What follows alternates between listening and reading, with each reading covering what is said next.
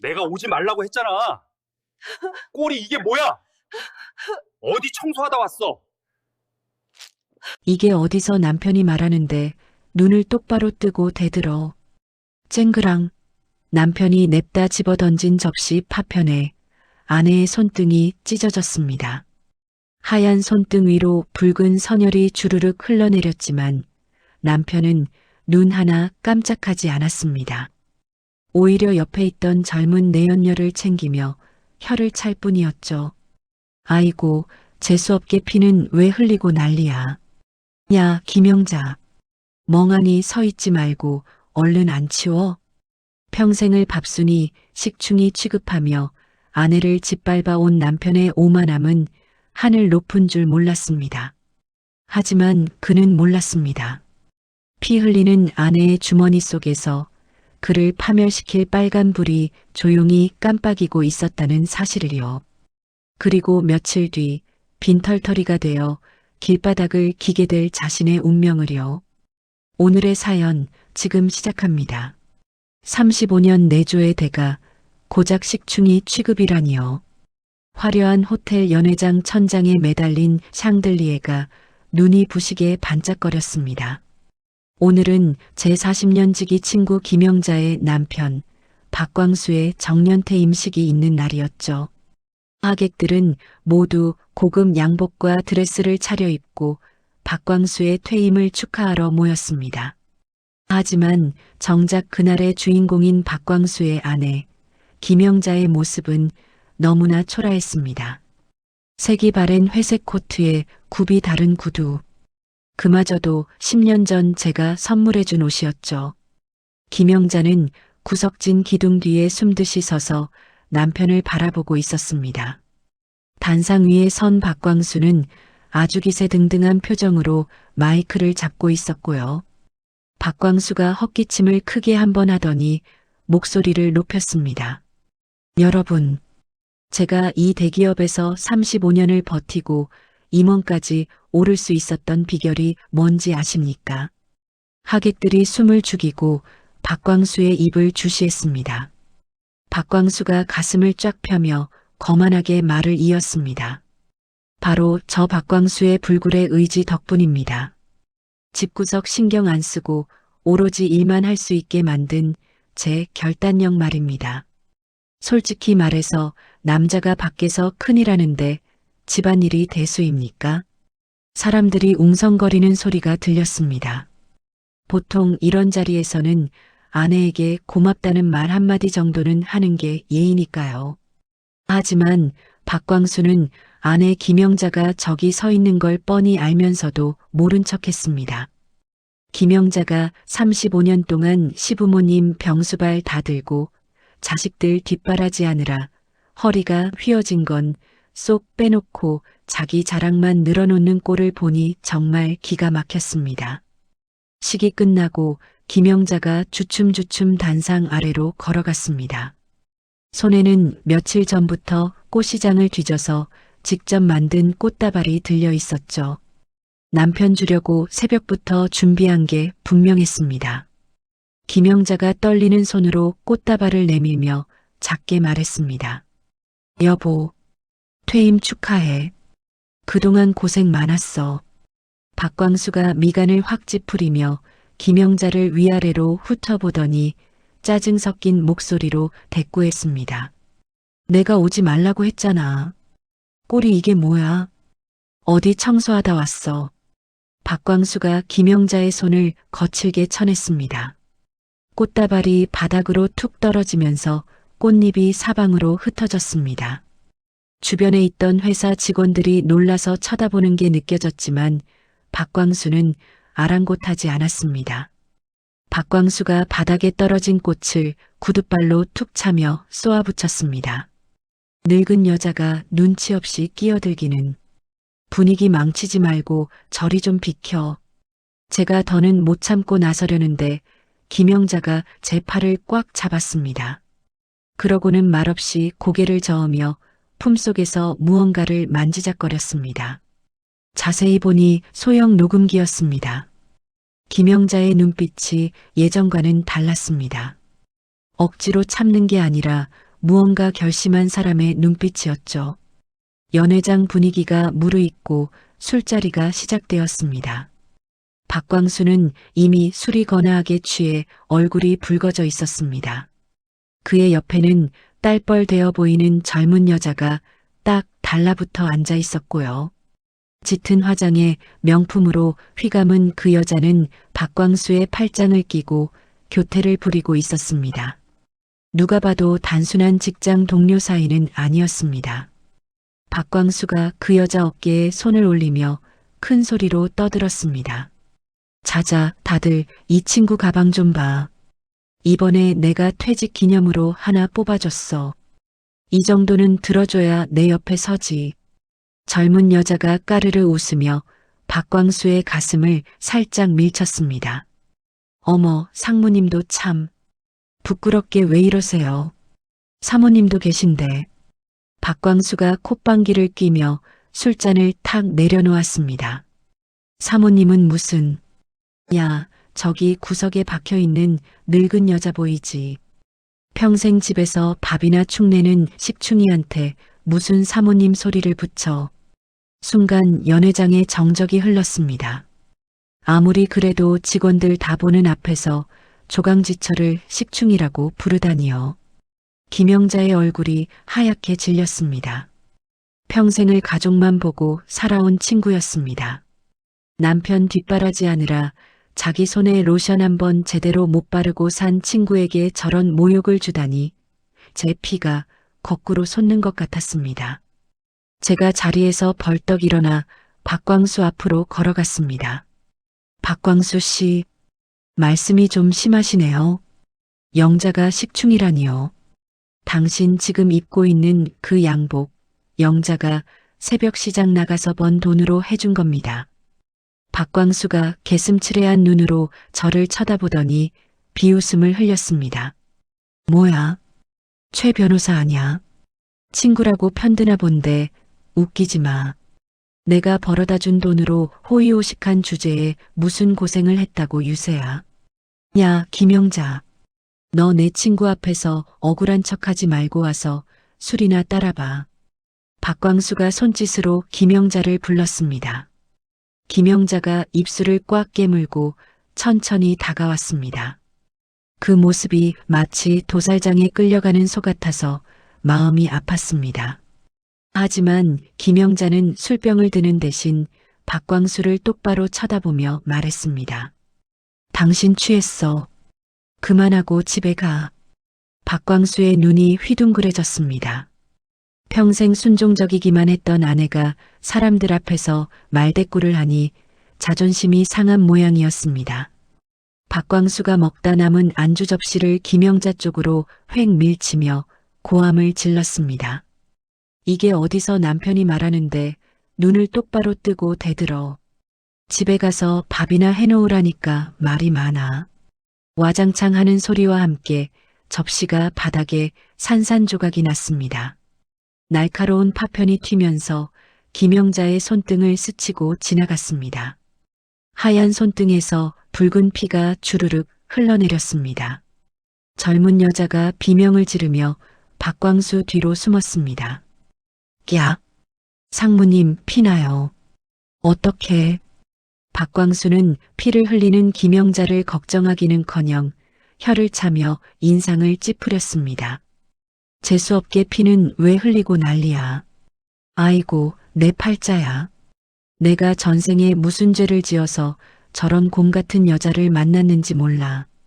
야, 멍하니 서 있지 말고 얼른 안 치워. 김영자가 허리를 숙여 깨진 접시 조각을 하나씩 줍기 시작했습니다. 피 묻은 손으로 날카로운 유리 조각을 집어드는데 손이 부들부들 떨리고 있었습니다. 주변 사람들이 웅성거리며 수군댔지만 누구 하나 나서서 도와주는 사람이 없었습니다. 모두 박광수의 눈치를 보느라 바빴으니까요. 제가 얼른 손수건을 꺼내 김영자의 피 흐르는 손을 감싸쥐었습니다. 영자야, 건드리지 마. 내가 할게. 일어나. 김영자가 저를 올려다봤습니다. 눈물이라도 흘릴 줄 알았는데 김영자의 눈은 바짝 말라 있었습니다. 그 눈동자 속에는 슬픔보다 더 깊고 차가운 분노가 일렁거리고 있었죠. 김영자는 제 손을 잡고 몸을 일으켰습니다. 그러고는 박광수를 향해 아주 낮은 목소리로 말했습니다. 식충이는 밥값 하러 갈 테니까 당신은 그 잘난 여자랑 실컷 놀다 와. 박광수가 어이없다는 듯 헛웃음을 터뜨렸습니다. 저거 봐라. 이제 아주 막 나가는구먼. 그래, 밥값이나 제대로 해. 집에 들어올 때 콩나물값 아낀다고 찌질하게 굴지 말고. 박광수는 다시 젊은 여자 쪽으로 고개를 돌리며 희희낙낙 술잔을 채웠습니다. 김영자는 피가 배어나오는 손수건을 꽉 쥐고 뒤도 돌아보지 않고 연회장을 빠져나갔습니다. 낡은 코트 자락이 힘없이 흔들렸지만 그 걸음걸이만큼은 어느 때보다 단호해 보였습니다. 저는 김영자의 뒷모습을 보며 직감했습니다.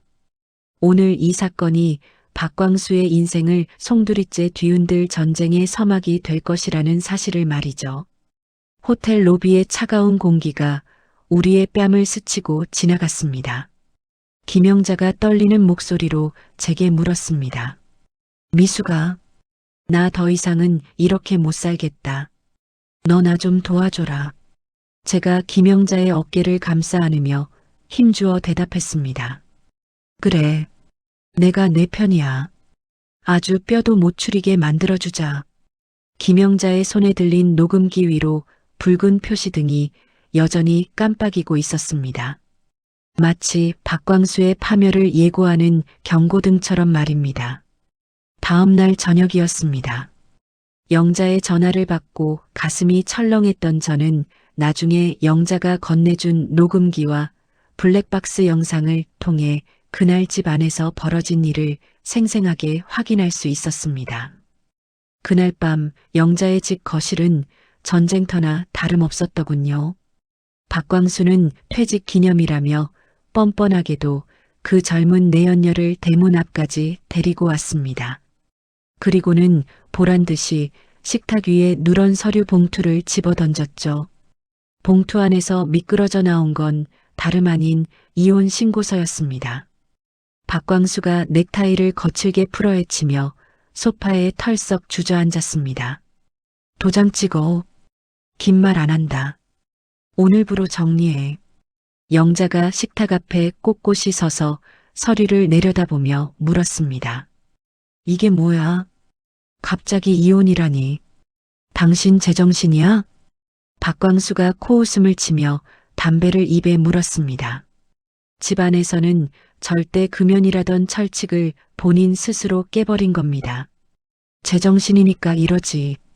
나 이제 회사도 그만뒀고 제2의 인생 살 거야. 너 같은 식충이랑 사느라 내 인생 낭비한 거 생각하면 지금도 자다가 벌떡벌떡 깨.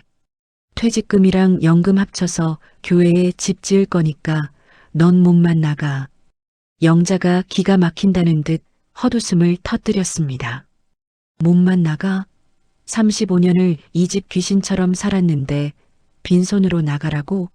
이 집 내 명의로 되어 있잖아. 법적으로 내 집이야. 그 말을 들은 박광수가 박장대소를 터뜨렸습니다. 마치 철없는 어린아이의 투정을 듣는다는 듯한 태도였죠. 박광수가 담배 연기를 영자의 얼굴에 뿜으며 비아냥거렸습니다.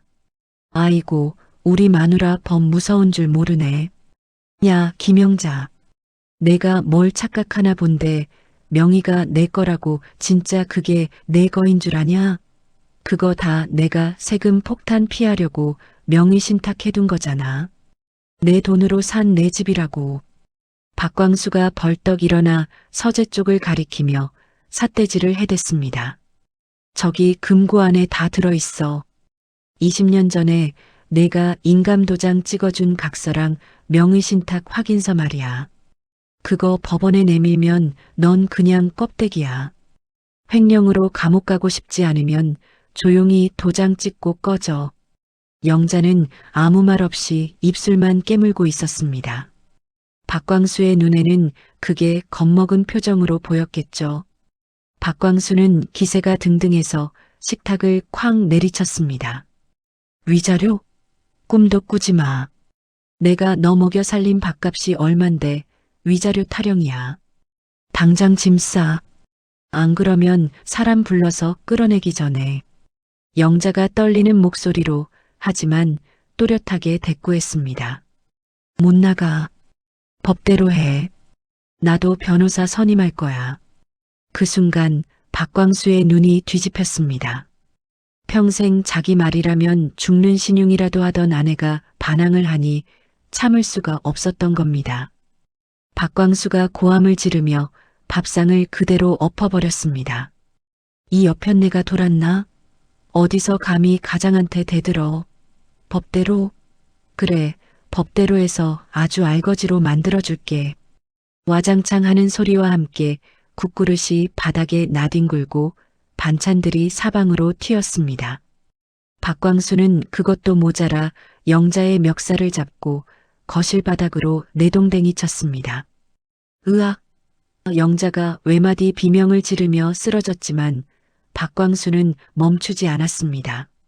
안방으로 뛰어들어가 장롱문을 활짝 열어젖히더니 영자의 옷가지들을 한 움큼씩 집어 거실 바닥에 패대기 쳤습니다. 나가. 당장 나가. 내 집에서 내 산소 마시는 것도 아까우니까 당장 꺼져. 박광수가 영자의 낡은 캐리어를 현관 밖으로 집어 던졌습니다. 계단을 구르는 캐리어 소리가 쿵쿵거리며 온 건물에 울려 퍼졌습니다. 바닥에 쓰러진 영자가 천천히 몸을 일으켰습니다. 헝클어진 머리카락 사이로 보이는 영자의 눈빛은 제가 알던 순한 친구의 눈빛이 아니었습니다. 영자는 옷매무새를 다듬으며 광수를 차갑게 노려보았습니다. 울며불며 매달릴 줄 알았던 광수는 영자의 서늘한 반응에 잠시 움찔했습니다. 영자가 낮게 가라앉은 목소리로 말했습니다. 그래, 나가줄게. 대신 나중에 후회하지 마. 이 집에서 나가는 건 내 발로 나가지만 들어오는 건 내 맘대로 안 될 거야. 박광수가 콧방귀를 뀌며 소리쳤습니다. 후회는 내가 하겠지. 길바닥에서 얼어 죽든 굶어 죽든 내 알 바 아니니까 다시는 내 눈에 띄지 마. 영자는 바닥에 떨어진 핸드백 하나만 챙겨 들고 현관을 나섰습니다.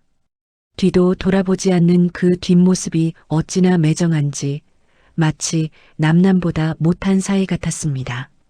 영자가 나가자마자 현관문 밖에서 기다리고 있던 내연녀가 빼꼼히 고개를 내밀었습니다. 오빠, 그 아줌마 갔어? 박광수가 언제 화를 냈냐는 듯 표정을 싹 바꾸고 해벌쭉 웃으며 내연녀를 맞이했습니다. 갔어. 아주 속이 다 시원하다.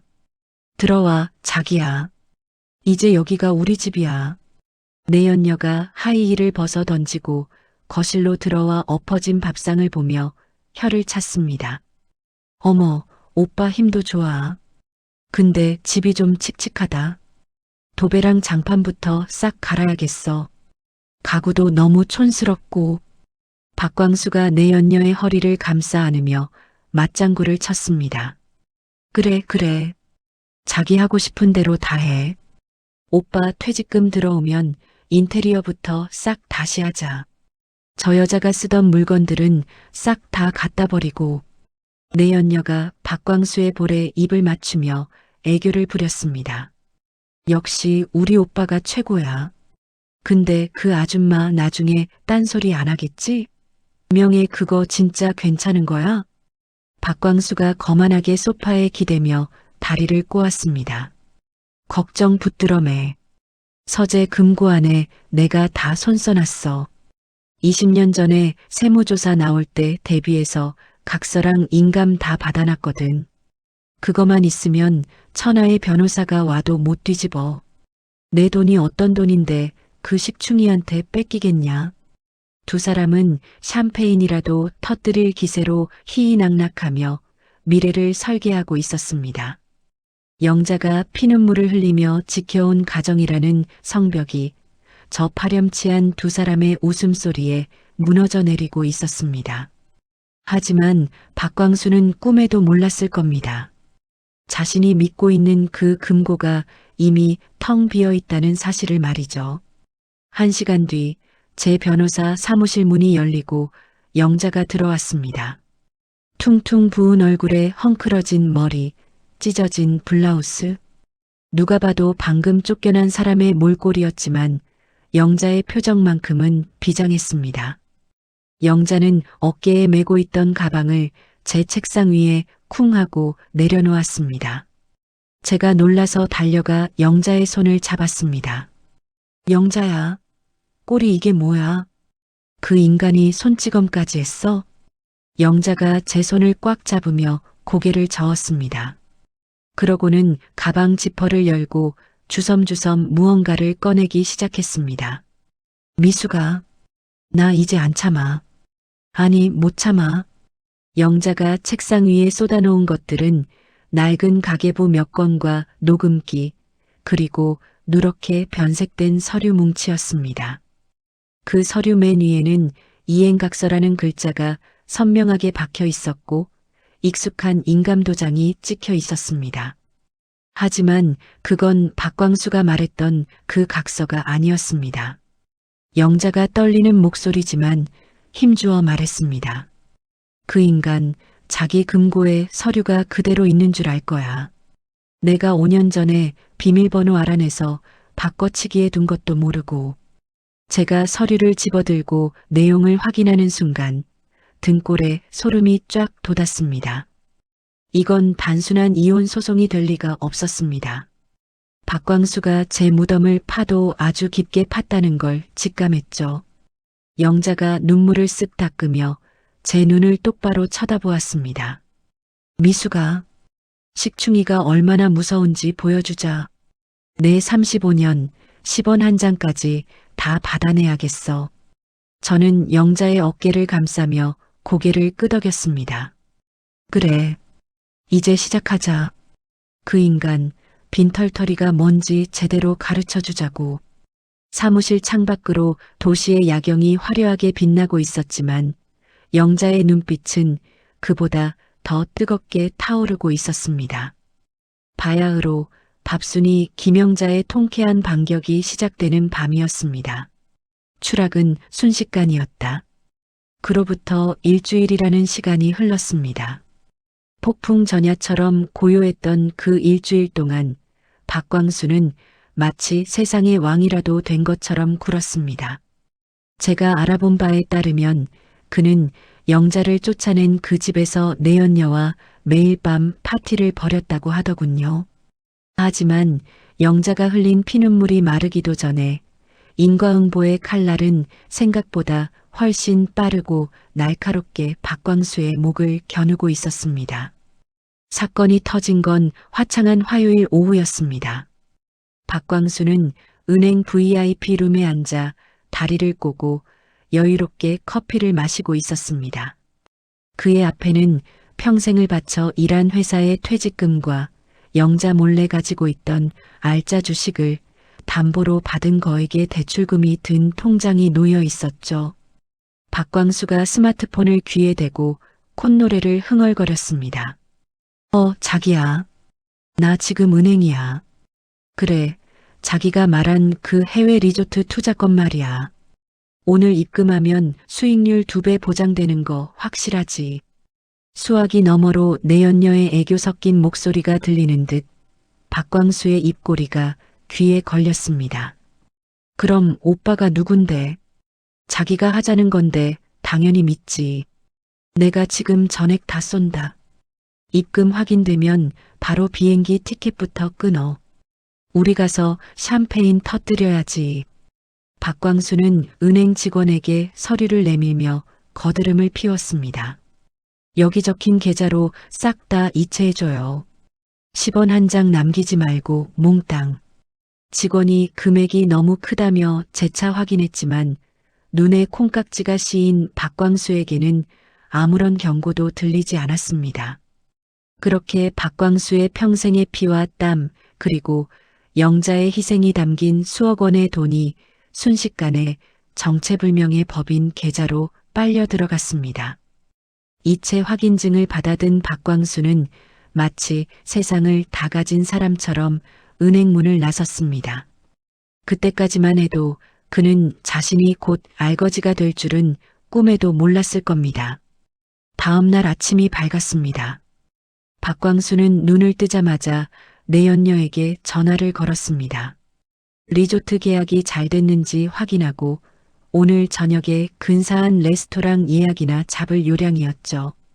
하지만 수화기에서는 차가운 기계음만 흘러나왔습니다. 지금 거신 번호는 없는 번호이오니. 박광수가 고개를 갸웃하며 다시 통화 버튼을 눌렀습니다. 전화기가 왜 이래? 배터리가 나갔나? 다시 걸어봐도 또 다시 걸어봐도 결과는 똑같았습니다. 없는 번호. 불길한 예감이 등골을 스치고 지나갔습니다. 박광수는 떨리는 손으로 메신저 앱을 켰습니다. 프로필 사진은 사라져 있었고 대화방에는 알 수 없는 사용자라는 문구만 덩그러니 남아 있었습니다. 박광수가 침대에서 벌떡 일어나 소리쳤습니다. 이게 뭐야? 설마. 아니야, 그럴 리가 없어. 그는 허둥지둥 옷을 챙겨 입고 내연녀가 다닌다던 투자회사 사무실로 차를 몰았습니다. 신호를 무시하고 과속을 하며 도착한 곳은 강남의 한 번 듯한 빌딩이었습니다. 엘리베이터를 타고 15층으로 올라간 박광수는 사무실 문을 열어젖혔습니다. 김미정, 나와. 하지만 사무실 안은 텅 비어 있었습니다. 책상도 컴퓨터도 직원도 아무것도 없었습니다. 바닥에 굴러다니는 전단지 몇 장과 먼지 뭉치만이 그곳이 이미 오래전에 폐업한 곳임을 말해주고 있었죠. 관리실 직원이 빗자루를 들고 올라와 박광수를 의심스러운 눈초리로 쳐다보았습니다. 아저씨 누구세요? 여기 빈 사무실인데 왜 소리를 지르고 그래요? 박광수가 직원의 멱살을 잡고 흔들며 악을 썼습니다. 빈 사무실이라니.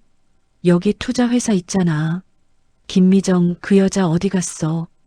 직원이 기겁하며 박광수의 손을 뿌리쳤습니다. 무슨 소리예요? 여기 3개월 전부터 공실이었어요. 투자회사 같은 건 들어온 적도 없다고요. 미치려면 곱게 미치지, 원. 박광수는 그 자리에 주저앉고 말았습니다. 다리에 힘이 풀려 일어설 수가 없었습니다. 머릿속이 하얗게 변하고 귀에서는 윙윙거리는 이명 소리만 들렸습니다. 퇴직금, 주식담보대출금, 심지어 마이너스 통장까지 털어서 보낸 돈이었습니다. 그 모든 게 신기루처럼 사라진 것입니다. 내연녀는 애초에 이름도 직업도 모두 가짜였던 전문 사기꾼, 이른바 꽃뱀이었던 겁니다. 박광수가 바닥을 치며 통곡했습니다. 으악, 내 돈, 내 돈, 어떤 돈인데. 한참을 짐승처럼 울부짖던 박광수의 머릿속에 불현듯 한 가지 생각이 스쳤습니다. 그래, 집, 아직 집이 있어. 그 아파트만 팔아도 빚 갚고 남은 인생 살 수 있어. 그는 비틀거리며 일어났습니다. 헝클어진 머리와 충혈된 눈은 흡사광인 같았습니다. 그는 다시 차에 올라타 미친 듯이 집으로 향했습니다. 영자의 명의로 되어 있지만 자신의 금고 속에 들어있는 명의신탁 확인서와 인감도장만 있으면 집은 안전하다고 믿었으니까요. 집에 도착한 박광수는 도어락 비밀번호를 급하게 눌렀습니다. 삑, 삑, 삑, 삐리릭. 문이 열리자마자 그는 신발도 벗지 않고 서재로 뛰어들어갔습니다. 내연녀가 쓰던 화장품이나 옷까지는 이미 싹 사라지고 없었지만 그런 건 눈에 들어오지도 않았습니다. 오직 금고, 그 금고만이 그의 마지막 동아줄이었습니다. 박광수가 서재 벽에 걸린 그림 액자를 떼어내고 숨겨진 금고 다이얼을 돌렸습니다. 손이 너무 떨려서 몇 번이나 번호를 틀린 끝에 묵직한 기계음과 함께 금고 문이 덜컥 열렸습니다. 제발, 제발. 박광수가 금고 안으로 손을 집어넣었습니다. 하지만 손끝에 닿는 건 차가운 금속 바닥뿐이었습니다. 뭐야? 어디 갔어? 박광수가 금고 안에 머리를 집어넣을 기세로 들여다보았습니다. 텅 비어 있었습니다. 그가 그렇게 믿고 의지했던 영자의 목줄을 쥐고 있다고 생각했던 그 서류 봉투와 인감도장은 온데간데 없었습니다. 대신 금고 바닥에 노란 포스트잇 한 장이 붙어 있었습니다. 박광수가 떨리는 손으로 쪽지를 떼어냈습니다. 영자의 정갈한 글씨체가 눈에 들어왔습니다. 당신이 20년 전 세무조사 피한다고 썼던 그 가짜 각서 말이야. 내가 그거 믿고 멍청하게 있을 줄 알았어? 찢어서 버린 지가 언젠데 이제 와서 찾니? 꿈깨, 여긴 내 집이야. 박광수가 쪽지를 구겨 던지며 비명을 질렀습니다. 김영자, 이 도둑년, 내가 감히 내 뒤통수를 쳐. 그는 분을 이기지 못해 서재 책상을 발로 차고 의자를 집어 던졌습니다. 내놔. 내 서류 내놔. 그거 내 돈으로 산 내 집이란 말이야. 그때였습니다. 딩동, 딩동. 현관 벨소리가 요란하게 울렸습니다. 박광수는 눈을 희번덕거리며 현관으로 달려갔습니다. 영자가 돌아왔다고 생각한 겁니다. 오냐, 잘 왔다. 오늘 너 죽고 나 죽자. 박광수가 현관문을 왈칵 열어젖혔습니다. 하지만 문 앞에 서 있는 건 영자가 아니었습니다. 검은색 양복을 입은 건장한 남자 2명과 제복을 입은 경찰관, 그리고 법원 집행관이 서류 뭉치를 들고 서 있었습니다. 집행관이 무미건조한 표정으로 박광수를 내려다보며 물었습니다. 박광수 씨 되십니까? 박광수가 씩씩거리며 대답했습니다. 내가 박광수다. 니들은 뭐야? 남의 집에 허락도 없이. 집행관이 박광수의 말을 끊고 서류 한 장을 눈앞에 들이밀었습니다. 서울가정법원에서 발부한 접근금지 명령 및 퇴거 집행 명령서입니다. 본 아파트의 소유주인 김영자 씨의 요청에 따라 박광수 씨는 지금 즉시 이 집에서 퇴거하셔야 합니다. 또한 김영자 씨 반경 100m 이내 접근이 금지됩니다. 박광수의 입이 떡 벌어졌습니다. 뭐? 퇴거? 야, 이 미친놈들아. 여기가 내 집이야. 내 돈 주고 내가 산 내 집이라고. 근데 누가 누구 보고 나가래. 박광수가 집행관의 멱살을 잡으려 달려들었지만 옆에 있던 경찰관이 순식간에 박광수의 팔을 꺾어 제압했습니다. 선생님, 공무집행 방해입니다. 진정하세요. 박광수가 바닥에 눌린 채로 발버둥을 쳤습니다. 이거 나. 이거 안 나. 영자 그년 어디 있어. 당장 나오라 그래. 내 돈 훔쳐간 도둑년 잡아넣으란 말이야. 경찰관이 박광수를 일으켜 세우며 단호하게 말했습니다. 법적으로 이 집은 김영자 씨 소유입니다. 선생님은 지금 주거 침입 상태예요. 좋게 말할 때 짐 챙겨서 나가세요. 박광수가 억울함에 목이 터져라 소리쳤습니다. 명의만 그 여자 거지 진짜 주인은 나라고. 금고에 증거도 다 있었는데 그 여자가 훔쳐갔다고. 집행관이 혀를 차며 냉정하게 대꾸했습니다. 그런 말씀은 법정에 가서 하시고요. 지금은 집행 방해하지 말고 비키세요. 집행관들은 박광수의 항의는 들은 척도 안 하고 신발장 앞에 놓여있던 박광수의 구두 한 켤레를 현관 밖으로 툭 던졌습니다. 그리고는 멍하니 서 있는 박광수의 등을 떠밀었습니다. 나가세요. 박광수는 맨발로 아파트 복도로 쫓겨났습니다. 쾅 하는 소리와 함께 육중한 철문이 닫혔습니다. 도어락이 잠기는 소리가 그 어느 때보다 차갑게 울려 퍼졌습니다. 문 열어. 문 열라고. 박광수가 주먹으로 철문을 쾅쾅 두드렸지만 안에서는 아무런 대답도 없었습니다. 복도를 지나가던 이웃 주민들이 혀를 차며 수군거렸습니다.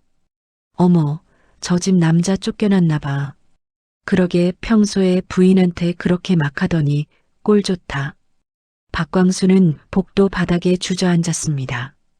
일주일 전만 해도 이 아파트의 제왕처럼 군림하며 아내를 내쫓았던 그가 이제는 슬리퍼 한 짝도 제대로 신지 못한 채 쫓겨난 신세가 된 것입니다. 내 연녀에게 전 재산을 털리고 믿었던 금고마저 텅 비어버린 상황. 그제야 박광수는 뼈저리게 깨달았습니다. 자신이 영자를 식충이 취급하며 무시하는 동안 영자는 그 모욕을 견디며 이 모든 함정을 치밀하게 파놓았다는 사실을 말입니다. 그 시각 저는 사무실에서 영자와 함께 CCTV 앱으로 현관 앞 상황을 지켜보고 있었습니다.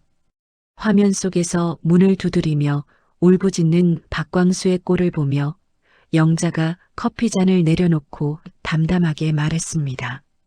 미수가, 이제 시작이야. 저 인간 아직 정신 못 차렸어. 내 집이라고 우기는 꼴 좀 봐. 제가 웃으며 대답했습니다. 그러게. 금고 열어봤을 때 표정 봤어야 하는데 아쉽네. 근데 영자야, 그 각서 진짜 찢어버린 거야? 영자가 입가에 묘한 미소를 띠며 고개를 저었습니다. 아니, 찢긴 왜 찢어? 더 좋은데 써먹어야지. 그 인간이 아주 깜짝 놀랄 만한 곳에 고이 모셔뒀지. 영자의 눈빛은 흔들림이 없었습니다. 빈털터리가 된 박광수의 추락은 이제 겨우 시작에 불과했습니다. 우리는 다음 단계인 법정 싸움을 준비하기 위해 서류 뭉치를 다시 펼쳤습니다. 박광수가 제 발등을 찍은 그 도끼, 이제 우리가 휘두를 차례였습니다. 다음 날 아침 제 변호사 사무실에는 팽팽한 긴장감 대신 향긋한 커피 향기가 감돌았습니다. 영자는 어제보다 훨씬 정돈된 모습으로 소파에 앉아 있었습니다. 퉁퉁 부었던 눈은 가라앉았고 무엇보다 그 눈빛에 생기가 돌고 있었죠. 우리는 본격적으로 박광수를 무너뜨릴 작전 회의에 들어갔습니다. 영자는 어제 예고했던 그 비밀 병기를 가방에서 꺼냈습니다. 영자가 낡은 서류 봉투를 탁자 위에 올려놓으며 말했습니다. 미수가, 이거야. 그 인간이 죽어라 찾던 게. 제가 조심스럽게 봉투를 열어 내용물을 확인했습니다. 누렇게 변색된 종이 위에는 증여계약서라는 글자가 선명하게 박혀 있었습니다. 그리고 그 밑에는 박광수에 잡힐 서명과 인감도장이 붉게 찍혀 있었죠.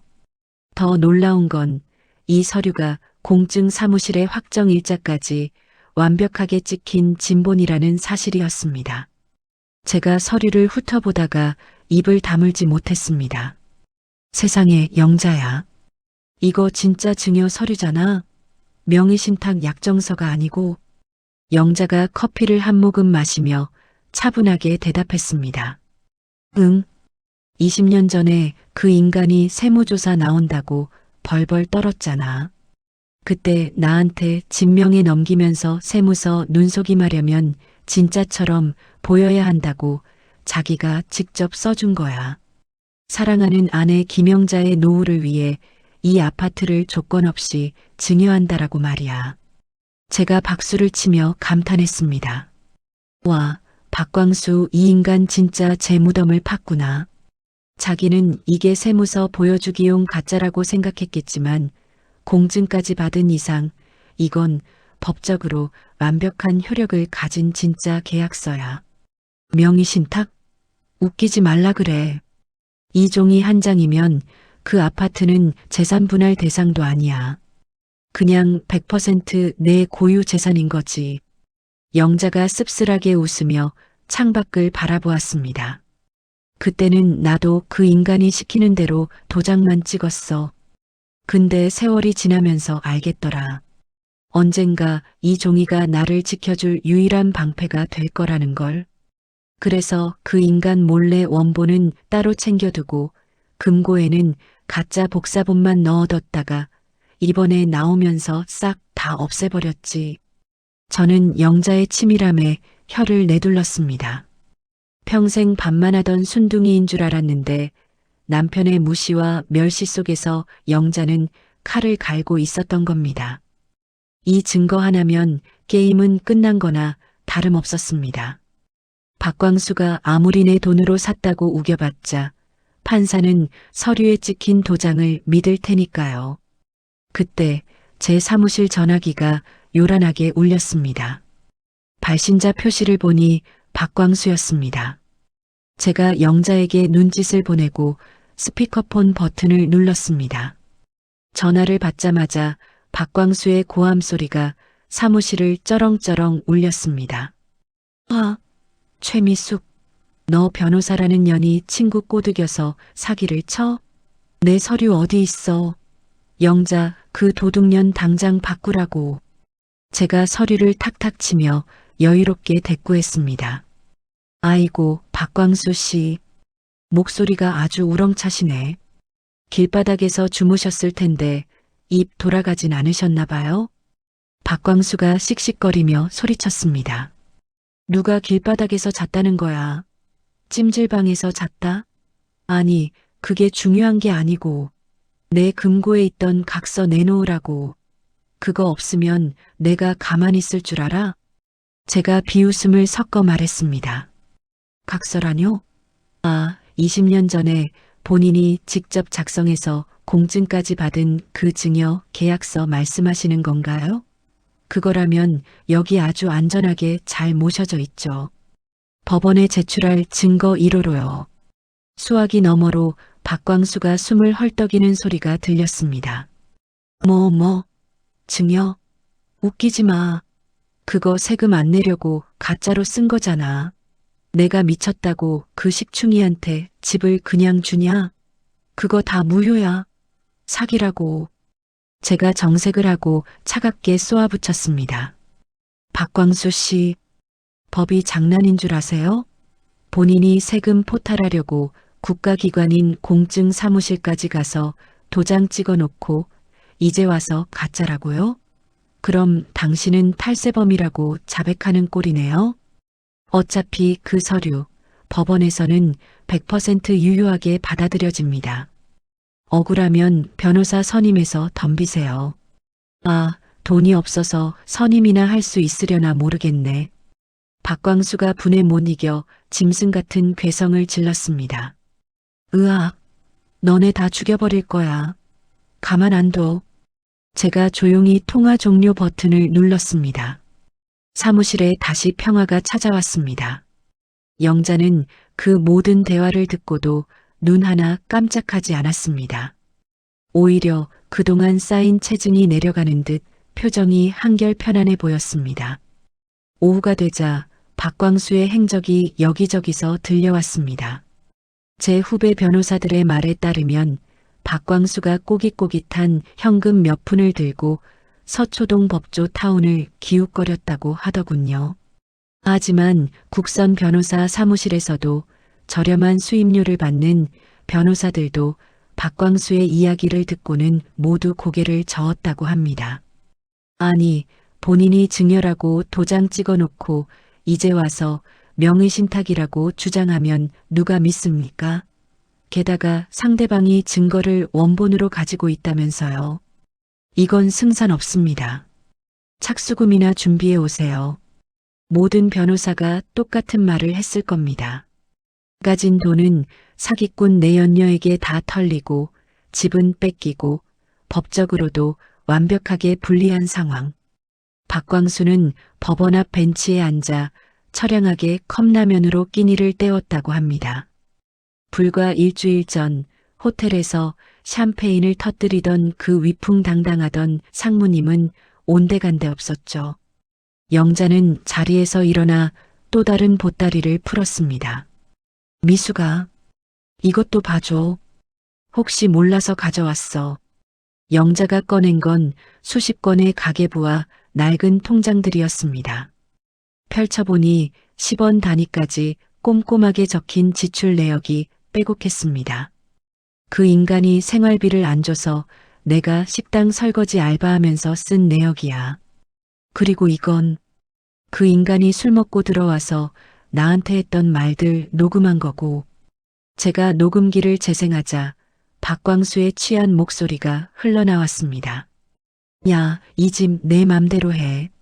난 내 퇴직금만 있으면 돼. 어차피 넌 껍데기잖아. 너 가져라, 가져. 더러워서 진짜. 이건 결정타였습니다.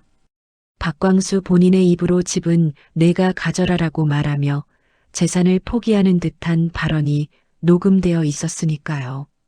증여 계약서에 이 녹취록까지 더해지면 박광수는 재산 분할은커녕 위자료 폭탄을 맞을 게 확실했습니다. 제가 영자의 손을 꼭 잡았습니다. 그 손은 오랜 집안일과 식당일로 거칠어져 있었지만 그 어느 손보다 강인하고 아름다워 보였습니다.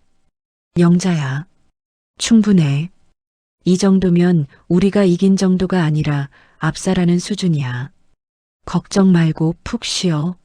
내일 재판 준비는 내가 완벽하게 끝낼게. 영자가 고개를 끄덕이며 미소를 지었습니다. 고맙다, 미수가. 아, 그리고 나 부탁 하나만 더 할게. 영자는 가방에서 반짝이는 카드를 하나 꺼냈습니다. 나 백화점 좀 다녀오려고. 내일 법정에 입고 갈 옷 한 벌 사야겠어. 평생 시장통 옷만 입었는데 내일만큼은 그 인간 앞에서 초라해 보이기 싫어. 제가 엄지를 치켜 세우며 대답했습니다. 당연하지. 제일 비싸고 멋진 걸로 사 입어. 카드는 내가 빌려줄까? 영자가 고개를 저으며 낡은 통장을 들어 보였습니다. 아니, 내 돈으로 살 거야. 식당에서 접시 닦고 파 다듬으면서 모은 내 비상금이야. 내 인생 찾는 날인데 내 돈으로 멋지게 차려입어야지. 그날 저녁 아파트 단지에서는 작은 소동이 벌어졌습니다.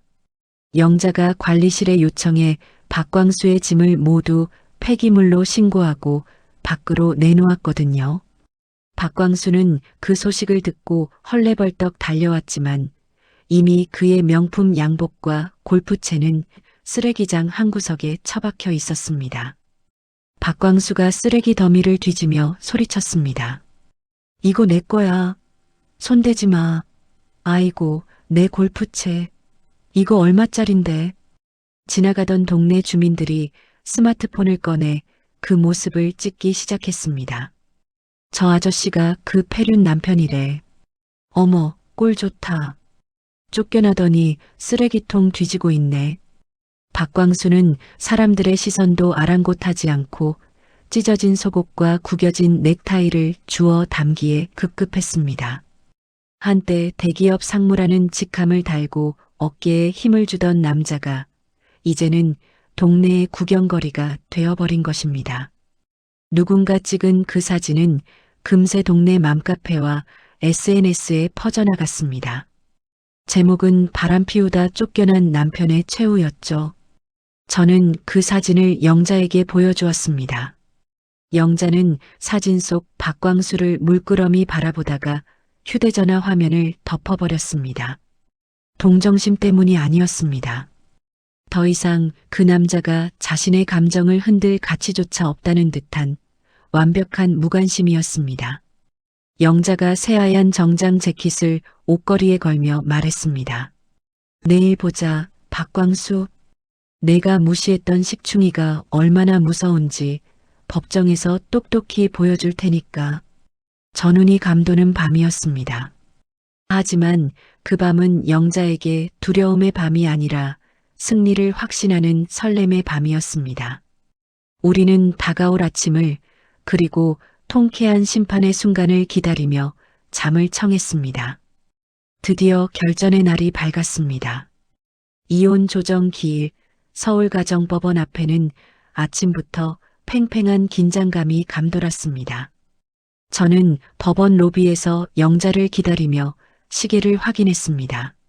잠시 후 회전문이 돌아가며 영자가 모습을 드러냈습니다. 순간 저는 제 눈을 의심했습니다. 어제 백화점에 간다더니 영자는 눈이 부시게 하얀 정장 슈트를 차려입고 나타났습니다.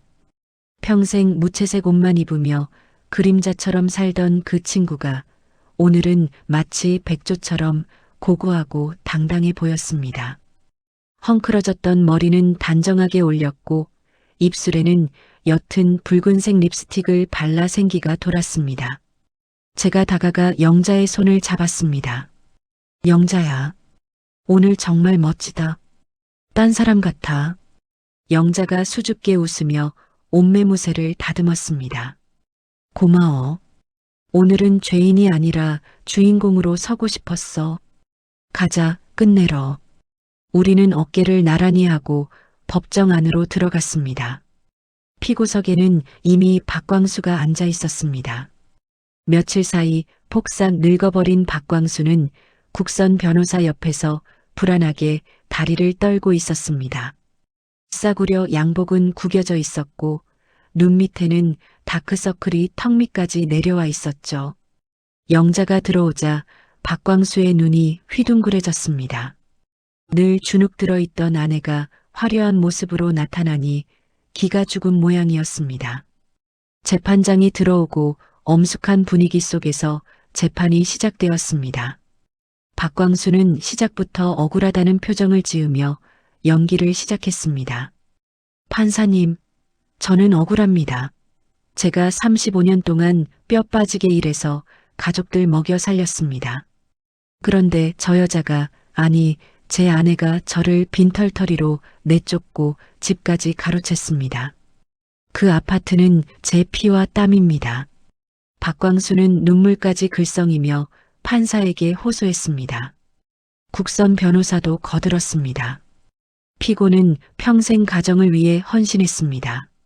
원고 명의의 아파트는 부부간 명의신탁 재산이므로 재산 분할 대상에 포함되어야 하며 기여도에 따라 피고에게 분할되어야 마땅합니다. 판사가 서류를 넘기며 무덤덤하게 물었습니다. 피고 측 명의신탁임을 입증할 증거가 있습니까? 박광수가 벌떡 일어나 소리쳤습니다. 증거요?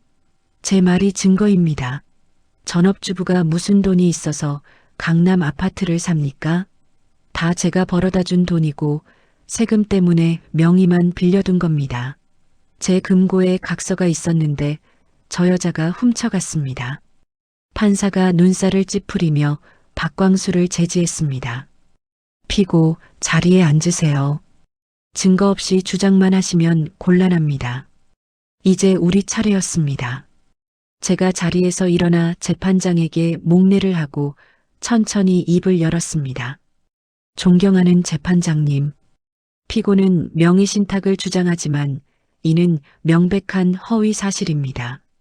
여기 확실한 물적 증거를 제출합니다. 저는 영자가 건네준 20년 전에 그 증여계약서 원본을 법원 서기에게 제출했습니다. 스크린에 계약서 내용이 크게 확대되어 나타났습니다. 본인 박광수는 아내 김영자의 노후 안정을 위하여 본 아파트를 조건 없이 증여하며 이에 대한 소유권을 이전한다. 그 밑에는 박광수의 자필 서명과 선명한 인감도장 그리고 공증 사무실의 확정 일자까지 박혀 있었습니다. 박광수가 스크린을 보더니 경악하며 소리 질렀습니다. 이거 가짜예요. 판사님, 저거 제가 세무조사 피하려고 가짜로 쓴 겁니다.虚한 거라고요. 법정 안에 잠시 정적이 흘렀습니다. 박광수는 자신이 무슨 말을 내뱉었는지도 모르는 눈치였습니다. 판사가 안경을 고쳤으며 날카롭게 물었습니다. 피고, 방금 뭐라고 하셨습니까? 세무조사를 피하려고 허위 문서를 작성했다는 뜻입니까?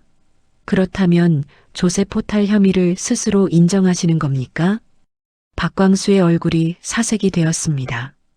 아니, 그게 아니라. 그러니까 제 말은 마음은 안 줬는데 서류만 썼다는. 제가 틈을 주지 않고 몰아붙였습니다. 피고는 공증된 문서의 효력을 부정하고 있습니다. 본인이 직접 작성하고 도장까지 찍은 문서입니다. 게다가 여기 추가 증거가 있습니다. 저는 준비해온 녹음 파일을 재생했습니다.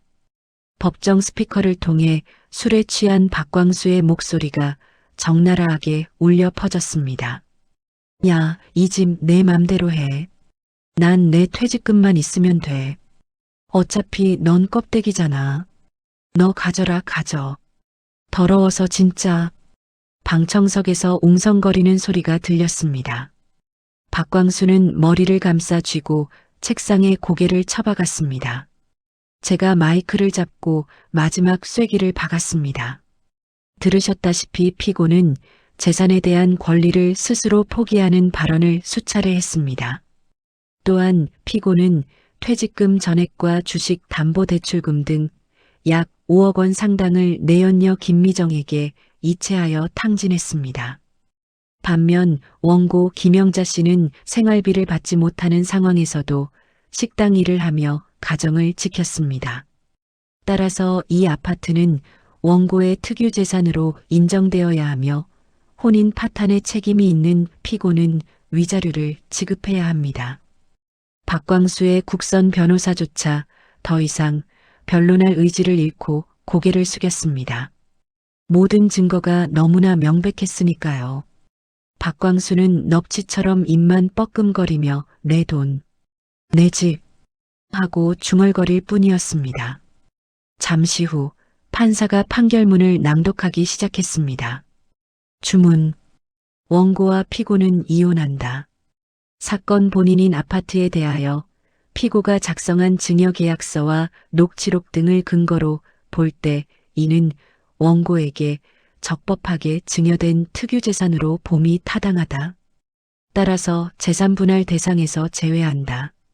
박광수가 비명을 지르며 자리에서 튀어올랐습니다. 안 돼. 판사님, 그거 제 전 재산입니다. 그거 뺏기면 저 죽습니다. 판사는 동요하지 않고 판결을 이어갔습니다. 또한 피고는 부정행위 및 악의적 유기로 혼인관계를 파탄에 이르게 했으므로 원고에게 위자료 5천만 원을 지급하라. 소송 비용은 피고가 부담한다. 땅, 땅, 땅. 판결 봉소리가 3번 울렸습니다. 그 소리는 박광수에게는 사형 선고와도 같았을 겁니다. 박광수는 다리에 힘이 풀려 바닥에 주저앉았습니다. 아이고, 아이고, 내가 미쳤지. 내가 왜 도장을 찍어서. 영자는 판결을 듣는 내내 미동도 하지 않았습니다. 승리의 환호를 지르지도 눈물을 흘리지도 않았습니다. 그저 조용히 눈을 감고 깊은 숨을 내쉴 뿐이었습니다. 35년 동안 가슴을 짓누르던 거대한 바위가 사라진 순간의 평온함 같았습니다. 법정을 나서자 따사로운 오후의 햇살이 우리를 비쳤습니다. 영자가 하늘을 올려다보며 혼잣말처럼 중얼거렸습니다. 날씨 참 좋다. 미수가 나 배고파. 우리 맛있는 거 먹으러 가자. 그때였습니다. 뒤에서 다급한 발소리가 들리더니 박광수가 헐레벌떡 뛰어왔습니다. 넥타이는 돌아가고 머리는 산발이 된 채였습니다. 여보, 영자야, 잠깐만, 내 말 좀 들어봐. 경호원들이 박광수를 막아서자 박광수가 바닥에 무릎을 꿇고 빌기 시작했습니다. 여보, 내가 잘못했어. 내가 귀신에 씌었었나 봐. 한 번만 용서해줘. 나갈 데도 없어. 응? 우리 35년 정이 있잖아. 나 좀 받아줘. 영자가 걸음을 멈추고 천천히 뒤를 돌아보았습니다. 그리고 경호원들에게 눈짓을 해 길을 터주게 했습니다. 박광수는 영자가 마음을 돌린 줄 알고 해벌쭉 웃으며 기어왔습니다. 그래, 역시 당신밖에 없어. 내가 앞으로 진짜 잘할게. 다시 합치자, 응. 박광수가 영자의 바짓단을 잡으려 손을 뻗었습니다. 영자는 한 걸음 뒤로 물러나며 박광수의 손을 피했습니다. 그리고 싸늘하게 내려다보며 말했습니다. 박광수 씨, 판결문 못 들었어? 우린 이제 남이야. 그리고 당신 입으로 그랬잖아. 나보고 식충이라고. 박광수가 당황하며 말을 더듬었습니다. 아니, 그건 홧김에. 영자가 말을 끊으며 차갑게 웃었습니다. 식충이는 이제 제 밥벌이하러 갈 거니까 당신은 당신 능력대로 살아봐. 위자료 5천만 원. 늦으면 이자 붙는 거 알지? 10원 하나 빼먹지 말고 입금해. 영자는 미련 없이 등을 돌렸습니다. 박광수가 뒤에서 영자야 하고 울부짖었지만 영자는 한 번도 뒤를 돌아보지 않았습니다. 제가 차 문을 열어주자 영자가 우아하게 올라탔습니다. 차가 출발하고 백미러를 통해 보니 박광수는 법원 앞 차가운 보도블록 위에 엎드려 통곡하고 있었습니다. 지나가는 사람들이 혀를 차며 그를 피해갔습니다. 차 안에서 영자가 창문을 내리고 바람을 맞았습니다. 미수가 속이 시원할 줄 알았는데 생각보다 덤덤하다. 그냥 오래 묵은 체증이 내려간 기분이야. 제가 운전대를 잡으며 웃었습니다. 그게 진짜 이긴 거야. 화낼 가치도 없다는 뜻이니까. 이제 어디로 갈까? 너 가고 싶다던 그 바닷가 카페 갈까? 영자가 고개를 끄덕였습니다. 그래. 가서 커피도 마시고 내 인생 계획도 다시 짜야지. 나 이제 진짜 김영자로 살 거야. 우리의 차는 도심을 빠져나와 탁 트인 고속도로를 달렸습니다. 영자의 얼굴에는 그 어느 때보다 편안한 미소가 번져 있었습니다. 하지만 우리는 몰랐습니다. 궁지에 몰린 쥐가 고양이를 물듯 벼랑 끝에 선 박광수가 마지막 발악을 준비하고 있다는 사실을요. 행복은 잠시였고 또 다른 위기가 먹구름처럼 몰려오고 있었습니다. 판결이 나고 한 달이라는 시간이 흘렀습니다. 그 한 달은 김영자에게는 꿈만 같은 치유의 시간이었지만 박광수에게는 지옥보다 더한 고통의 시간이었습니다. 가진 돈 한 푼 없이 길바닥으로 나앉은 박광수는 찜질방과 지하철역을 전전하며 노숙자 신세로 전락했습니다. 게다가 내연녀에게 사기당한 돈을 메꾸려 끌어다 쓴 사채 빚이 그의 목을 조여오고 있었죠. 사채업자들은 귀신같이 박광수의 행방을 찾아내 쫓아다녔고 박광수는 하루하루가 공포의 연속이었을 겁니다. 그러던 어느 날 박광수의 비틀린 집착이 엉뚱한 곳으로 튀었습니다. 바로 임신 8개월 차인 만삭의 딸 박지민이었습니다. 박지민은 어린 시절부터 아버지의 폭언과 무관심 속에 자라 아버지에 대한 정이라고는 눈곱만큼도 없는 아이였습니다. 하지만 궁지에 몰린 박광수에게 그런 건 중요하지 않았습니다. 그저 딸이니 아버지를 부양해야 한다는 낡아빠진 아집만이 남았을 뿐이죠. 비가 추적추적 내리는 오후였습니다. 박지민의 신혼집 초인종이 울렸습니다. 남편이 지방으로 출장을 가서 혼자 있던 박지민은 인터폰 화면을 보고 소스라치게 놀랐습니다. 화면 속에는 덥수룩한 수염에 꾀재재한 옷을 입은 박광수가 서 있었습니다. 눈은 퀭하고 입술은 바짝 말라있는 모습이 영락없는 거린이었습니다. 박지민이 떨리는 목소리로 물었습니다. 누구세요? 아빠가 여기 왜 왔어? 박광수가 인터폰 카메라에 얼굴을 들이밀며 애원했습니다. 지민아, 아빠다. 문 좀 열어다오. 아빠가 며칠을 굶었더니 눈앞이 캄캄하다. 제발 밥 한 끼만 주라. 응? 내가 그래도 자식인데 아빠 굶어 죽는 꼴은 안 볼 거 아니냐. 박지민은 망설였습니다. 평생 상처만 준 아버지였지만 저렇게 비참한 몰골로 비를 맞으며 서 있는 모습을 보니 마음이 약해진 겁니다. 게다가 굶어 죽겠다는 소리에 차마 매정하게 끊을 수가 없었습니다. 박지민이 한숨을 쉬며 현관 문 열림 버튼을 눌렀습니다. 밥만 먹고 가야 해. 오래 있으면 안 돼. 그게 화근이었습니다. 현관문이 열리자마자 박광수의 태도가 180도 돌변했습니다. 그는 신발도 벗지 않고 흙발로 거실로 성큼성큼 들어왔습니다. 집안을 휘이 둘러보는 그의 눈빛에는 동정심을 유발하던 비굴함은 사라지고 탐욕스러운 광기만이 번들거리고 있었습니다. 박광수가 식탁 의자에 털썩 주저앉으며 소리쳤습니다. 아, 물부터 가져와. 목 타 죽겠다. 박지민이 당황해서 뒷걸음질 쳤습니다. 아빠, 신발 신고 들어오면 어떡해. 그리고 남편도 없는데 연락도 없이 이러면.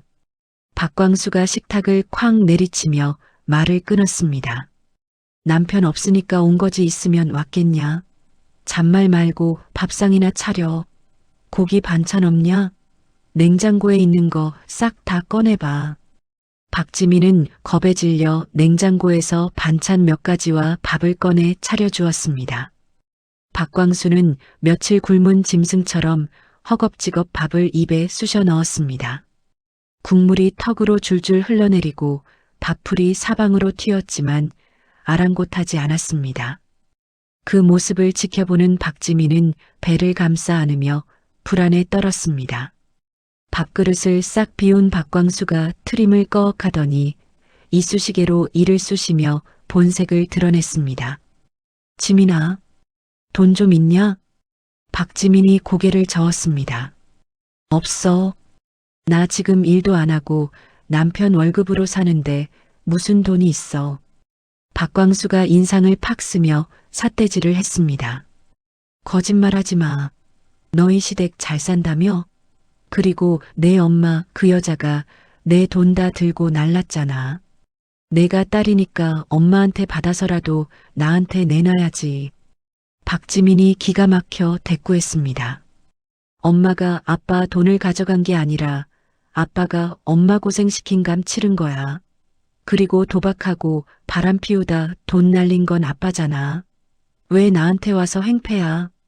박광수의 눈이 뒤집혔습니다. 이게 어디서 아빠한테 눈을 불하려. 너도 내 엄마랑 똑같은 년이구나. 내가 너 키우느라 들어간 돈이 얼만데. 당장 지갑 가져와. 현금 있는 거 다 내놔. 박광수가 벌떡 일어나 거실 서랍장을 뒤지기 시작했습니다. 서랍을 통째로 빼서 바닥에 엎어버리고 장식장에 있던 물건들을 닥치는 대로 집어 던졌습니다. 안 나와? 어딘가 숨겨놨을 거 아냐? 폐물함 어디 있어? 돌반지 받은 거 있을 거 아냐? 박지민이 울면서 박광수의 팔을 잡고 말렸습니다. 아빠 제발 이러지 마. 여기 우리 집이야. 나가. 경찰 부를 거야. 박광수가 박지민을 거칠게 밀쳤습니다. 비켜. 경찰? 부를 테면 불러봐. 아비가 딸 집에 돈 좀 받으러 왔다는데 누가 뭐라 그래. 아. 박지민이 비명을 지르며 엉덩방아를 찧었습니다. 만삭의 임산부에게는 치명적인 충격이었습니다. 박지민이 배를 부여잡고 고통스럽게 신음했습니다. 얼굴이 창백해지고 이마에서 식은땀이 비 오듯 쏟아졌습니다. 배가, 아빠, 나 배가 너무 아파. 하지만 박광수는 쓰러진 딸을 거들떠보지도 않았습니다. 오히려 식탁 위에 놓여있던 박지민의 핸드백을 발견하고는 눈을 번뜩였습니다. 오냐, 여기 있었네. 박광수는 핸드백을 탈탈 털어 지갑을 꺼냈습니다. 지갑 속에 있던 현금 10만 원짜리 수표 몇 장과 5만 원권 지폐를 보더니 희죽희죽 웃었습니다. 거봐, 돈 있네. 진작 줄 것이지 매를 벌어, 매를. 박지민의 다리 사이로 붉은 피가 흘러내리기 시작했습니다. 박지민은 흐릿해지는 의식 속에서도 아이를 지키기 위해 바들바들 떨며 배를 감싸 안았습니다. 아빠, 나 병원 119 좀. 박광수는 돈을 주머니에 쑤셔 넣으며 냉정하게 내뱉었습니다. 엄살 피우지 마. 그 정도 넘어진 거로 안 죽어. 나간다. 나중에 또 올 테니까 돈 좀 준비해 놔라. 박광수가 현관 쪽으로 몸을 돌리는 순간 박지민이 있는 힘을 다해 기어가 식탁 밑에 떨어져 있던 휴대전화를 집어들었습니다. 그리고 단축번호 1번을 눌렀습니다. 김영자의 번호였습니다. 그 시각 저는 김영자와 함께 바닷가 근처의 카페 부지를 보러 가던 중이었습니다. 차 안에서 흘러나오는 라디오 음악을 들으며 평화로운 오후를 즐기고 있었죠. 그때 김영자의 휴대전화가 울렸습니다. 김영자가 웃으며 전화를 받았습니다. 지민아. 밥 먹었어? 하지만 수화기 너머에서 들려온 건 박지민의 처절한 비명이었습니다. 엄마, 살려줘. 아빠가 집에 와서. 배가 너무 아파. 피가 나. 김영자의 얼굴에서 핏기가 싹 가셨습니다. 휴대전화를 쥔 손이 하얗게 질렸습니다. 지민아, 그게 무슨 소리야? 박광수가 거길 갔다고? 너 지금 어디야? 피라니. 전화기 너머로 박광수의 고함 소리가 희미하게 들려왔습니다. 너 지금 누구한테 전화질이야? 전화 안 끊어? 우당탕하는 소리와 함께 전화가 끊어졌습니다. 김영자가 저를 보며 비명을 지르듯 외쳤습니다. 미수가, 차 돌려. 지민이네 집으로. 당장. 저 미친 인간이 지민이를 잡는다. 저는 즉시 핸들을 꺾고 엑셀을 끝까지 밟았습니다. 김영자는 다시 전화를 걸었지만 연결되지 않았습니다. 김영자의 눈에서 굵은 눈물이 뚝뚝 떨어졌습니다. 어떻게 미수가. 우리 지민이 잘못되면 나 못 살아. 저 인간 내가 죽여버릴 거야. 진짜 죽여버릴 거야. 저는 속도 위반 카메라가 번쩍이는 것도 무시하고 질주했습니다. 제 심장도 미친 듯이 뛰었습니다. 박광수가 제정신이 아니라는 건 알았지만 만삭인 친딸에게까지 손을 댈 줄은 상상도 못했습니다. 이건 사람이 할 짓이 아니었습니다. 30분을 달려 박지민의 아파트 단지에 도착했습니다. 김영자는 차가 멈추기도 전에 문을 열고 뛰쳐나갔습니다. 지민아. 저도 112에 신고를 하며 뒤따라 뛰었습니다. 엘리베이터가 1층에 멈춰 있는 게 그렇게 감사할 수가 없었습니다. 12층으로 올라가는 숫자가 너무나 더디게만 느껴졌습니다. 김영자는 엘리베이터 문을 주먹으로 치며 발을 동동 구를 뿐이었습니다. 딩동 소리와 함께 문이 열리자마자 복도 끝 박지민의 집 현관문이 활짝 열려 있는 게 보였습니다. 그리고 그 안에서 박광수의 목소리가 들려왔습니다. 어디 숨었어? 돈 더 있는 거 다 알아. 빨리 안 나와? 김영자가 그 소리를 듣고 짐승 같은 소리를 내지르며 현관으로 뛰어들었습니다. 박광수, 너 오늘 내 손에 죽자. 열린 문틈으로 보인 광경은 참혹했습니다. 거실은 난장판이 되어 있었고 박지민은 피 웅덩이 속에 쓰러져 의식을 잃어가고 있었습니다. 그리고 박광수는 쓰러진 딸 옆에서 장롱 서랍을 발로 차고 있었습니다. 눈앞이 붉게 물드는 것 같았습니다. 더 이상 이성적인 판단 따위는 필요 없었습니다. 지금 필요한 건 저 악마를 단죄할 물리적인 힘뿐이었습니다. 김영자는 현관 옆에 세워져 있던 골프채를 집어들었습니다. 그 눈빛은 제가 40년 동안 봐온 친구의 눈빛 중 가장 무섭고 슬프고 강렬하게 타오르고 있었습니다. 현관문이 쾅 하고 벽에 부딪히며 거대한 소음을 냈습니다. 김영자가 거실로 뛰어들자마자 마주한 광경은 지옥 그 자체였습니다.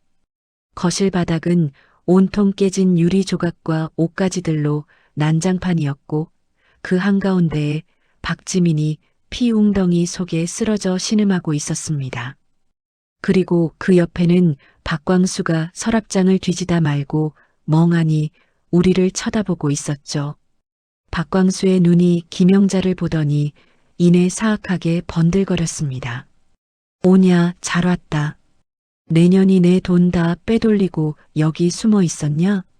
김영자는 바닥에 쓰러진 딸과 붉은 피를 보고는 이성을 완전히 잃어버렸습니다.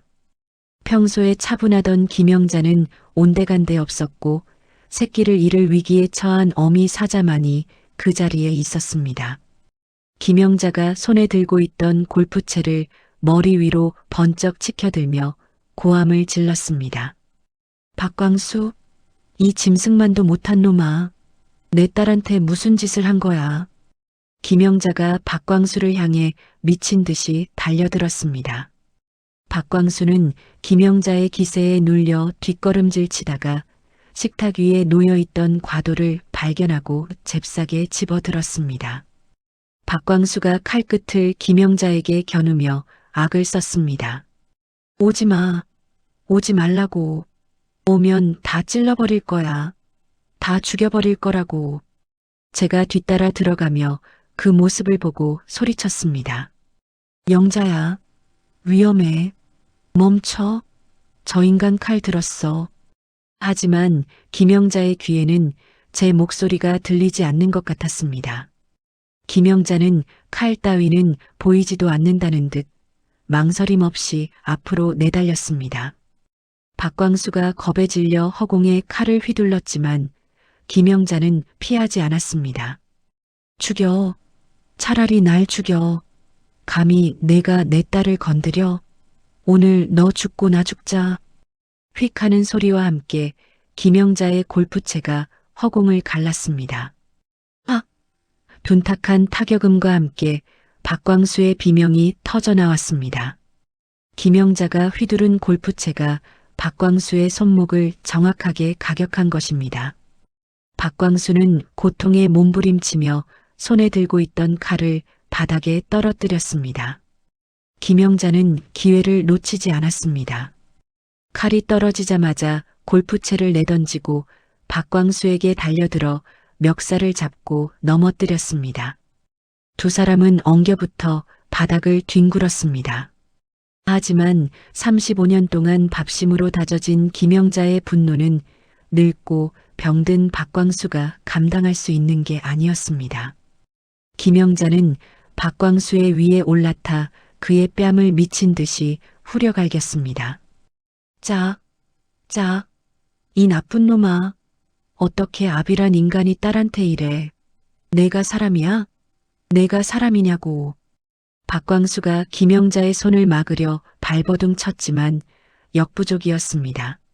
아이고, 사람 살려. 마누라가 남편 죽인다. 미숙아, 최미숙, 나 좀 살려줘. 이 여자가 미쳤어. 저는 그 꼴을 보며 혀를 찼지만 일단 상황을 정리해야 했습니다.